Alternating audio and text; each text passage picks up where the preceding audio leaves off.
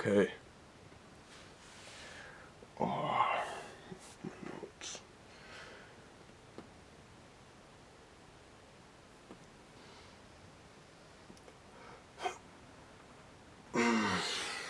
Right. The one thing that gets on my fucking nerves is egotistical men.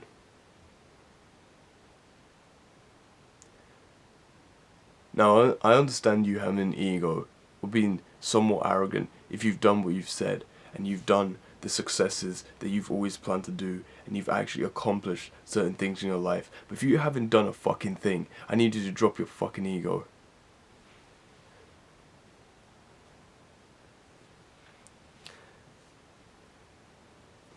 Men with massive egos seem like the biggest bitches to me, and the reason for that is that you create a facade of someone that who you want to be without actually being that kind of person. You want to be strong and confident, you want to be smart and successful, but you aren't those things. So you create a facade to make an easier path to you to feel the dopamine spikes and the positive emotion from being those things instead of actually doing the hard work to get those things. That's not how it works. Because having an ego that you can't justify means you're a straw man. It means you go any deeper than surface level, I can tear you apart. Now, why is the reason I'm talking about this? Yesterday I was in town and I came across these two men. They were coming towards me and I asked if they had a problem. When it comes to the way people approach you, you can sense a certain sense of danger, whether it's comforting or and all that kind of stuff. I didn't know who these people were. And I asked them if they had a problem. And one of them instantly went into rage mode. He went angry and he went, "What?" And then I started walking away because it didn't seem worth my time, genuinely. Because what's the point of getting into a fucking fight and then eventually say other people get involved and the police get involved? There's no point. And as soon as I start walking away, he starts insulting my fucking clothes and calling me a bitch and all this kind of stuff, and it's like, what was the point? Well, there was no. I feel like there's men out there who just do these certain things just to make themselves feel good, to make themselves feel a bit more confident, a bit more strong. But it's like you're just exposing the fucking insecurities that you have inside of you because you're just a weak piece of shit. And it enraged me to my core because as much as I wanted to turn around and go fucking punch him in the face, it's like I didn't do that. Because that's not what my entire philosophy around self-improvement is about, because I don't want to just go around beating the shit out of people or shouting shit at people, being like, "Oh, you're not disciplined," all that kind of shit. It's like my entire philosophy is being disciplined and going around and letting my emotions take control of me, let my emotions dictate how I move, the actions I take without actually logically thinking about what I can do. That's just immature and a waste of my time.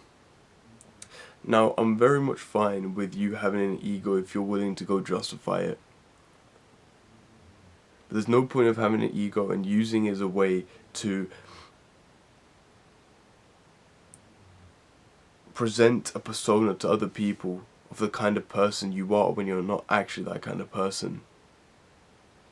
And the thing is, I don't have that much of a problem with it if you decide to. Even though I said I did, because looking in retrospect, if you decide to create a false identity, a facade of yourself, you're never going to be successful anyways. Because you haven't done the actions to back that up. You haven't had the evidence to prove that you are worth those certain traits. Dialogue and actions are very much linked in the human. They're very much intertwined in human nature, in the sense that there's a certain positive energy from you wanting to do something. So if you want to do something positive, you have a positive energy inside you to do that certain thing. But what happens is that when you start speaking on it, that positive energy diminishes and gets used in your dialogue to speak on the issue. Not the issue, sorry, speak on the thing that you want to do. So it's the main reason why when you want to do something, say you say, oh, I'm going to wake up at 5 a.m. tomorrow, I'm going to do this, but you tell other people you're going to do that, you get the dopamine spike and you get the positive emotion from telling people that you're going to do that. But then you're less likely to do it. Because you've already gotten the positive emotion, you diminish the motivation to actually go do the thing. And it actually goes on the other way around as well about negative emotion. You have negative emotion, you don't want to keep that to yourself, you need to diminish that as soon as you can through dialogue, through actually speaking about it. Because you don't want to diminish your negative emotions through actions. And then you ask yourself the question, this is gonna fucking piss off all the red pillars, but then you ask yourself the question, are you a stronger or are you a weaker man if you hide your emotions? And you're a weaker man because you can't speak on your emotions. And that doesn't mean going around to everyone asking for fucking sympathy, but it means speaking to your boys or your friends about the way that you're feeling about certain things. Because then that gives you other perspectives. It lets you analyze, lets you be perspicacious. And it lets you find solutions to your problem rather than having the one perspective of you and only your negative emotions, which makes you not think clearly. I think the entire concept of the positive emotion thing that I mentioned is really, really interesting, because I always had this thought about why when I spoke on something I would never do it. And this is quite literally why.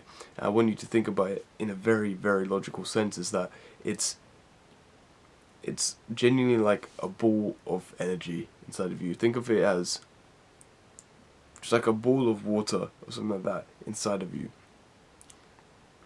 And whenever you think of a positive thing to do, that ball of water gets filled. And when you start speaking to other people about it, that ball of water starts becoming less and less filled. Less and less. The more you speak on it, the less you're going to want to do it.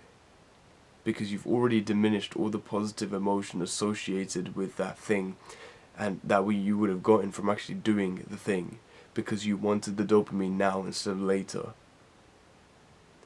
And I say this in every video, but everything circles back to discipline. That circles back to you not having to speak to people about the things that you're going to do and actually keep it to yourself.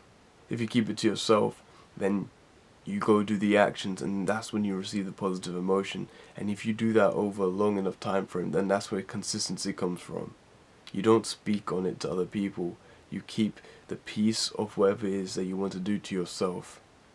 My friend, a very close friend of mine, has this amazing philosophy that he goes by, and it's PYP, which is protect your peace. And I think you can take that into any concept or any area of life whatsoever when you decide to make a decision, because you need to understand that your peace is the most important thing in that situation. And if you can't protect that, then you should probably get yourself out of it. Your peace is number one. Your peace of mind is number one. And anything that affects that, whether it be relationships, families, work, other people, egotistical men, you just can't allow them to affect your peace of mind. So I hope that's been helpful. And maybe there's someone out there who has somehow managed to have such a similar problem to me that this has helped them. Hope you enjoyed that. Go get it.